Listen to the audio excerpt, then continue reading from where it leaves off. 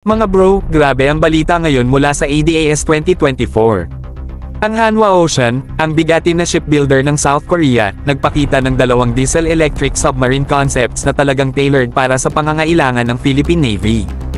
Ang mga konseptong ito ay ipinapakita sa Asian Defense and Security Exhibition noong 25 hanggang 27 nanogram September sa Manila.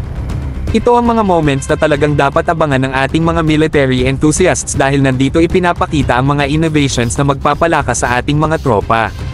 Ang una sa mga ito ay ang KSS-3PN submarine, na hango sa Republic of Korea Navy's KSS-3 Batch 2 submarine class.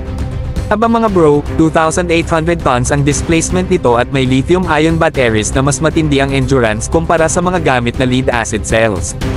Ibig sabihin, mas matagal ito sa ilalim ng tubig, mas kaya magtagal sa mga critical missions.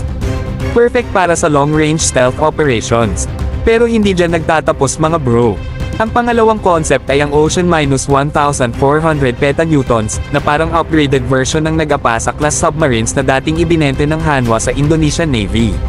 So isipin nyo na lang, mas advanced pa ito, mas pinahusay para sa Philippine Navy. Hanwha Ocean mismo ang nagsabi na itong mga submarines ay kayang i-customize depende sa specific combat needs ng ating Navy. Kaya mga bro, malaki ang posibilidad na talagang swak na swak sa ating mga pangangailangan. Ang ganda pa dito mga bro, parehong submarines ay pwedeng i-tweak para sa iba't ibang combat systems. Kung ano man ang kailangan ng Philippine Navy, kayang-kayang i-customize ng Hanwha.